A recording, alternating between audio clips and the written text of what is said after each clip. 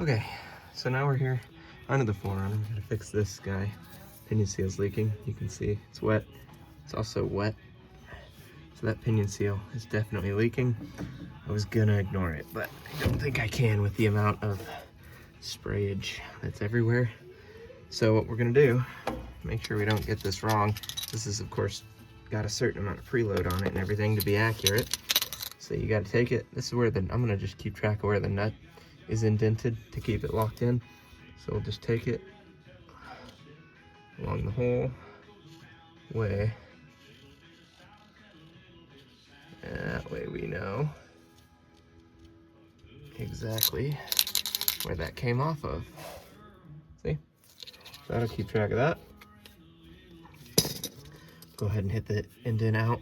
Let that paint marker dry for a second, then new pinion seal go in. Okay, with the nut broke loose, now I'm gonna keep track of how many times this line passes that line. That way we end up with the proper number of turns back in, and then of course we'll make sure they're lined up all the way through. What that's gonna do is make sure we have the same preload as we did when we took it off, so that everything is proper with the pinion. Definitely wanna make sure that all ends up back in the same way it was, you know, so you don't have any issues. Old and new. This one was a little crusty, I'm not gonna lie. That may be 30 years old.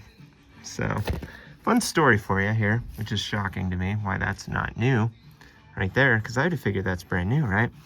I've had this third member out like 2 or 3 times. See, because when I was in high school, I jammed this thing into a giant hole and blew up the pinion. So I had the whole axle was replaced.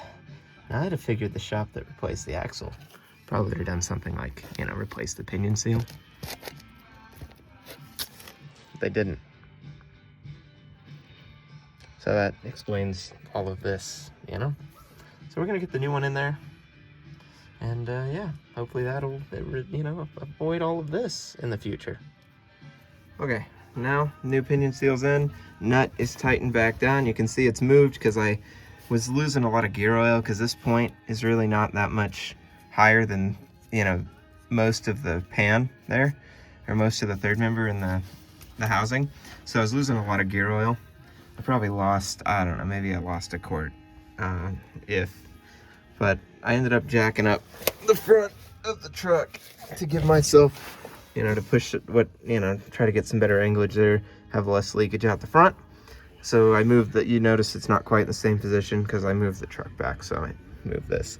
But the new seals in, that went around 10 times to perfectly snug right with the line, so we're good there.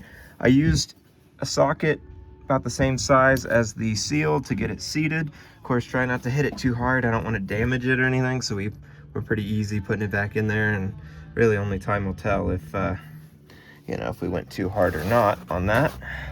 But I think it's okay. We'll remove any wet oil, and that'll give us a good idea, you know, once getting down the road, if we have any more leakage or not. And yeah, well, hopefully we should be good. I'm gonna go ahead and get the drive shaft back into place. I only have 3 of the 4, so I'm gonna have to find my 4th, you know, deal for this, but that's okay. So yeah, great success. I'm a mechanic.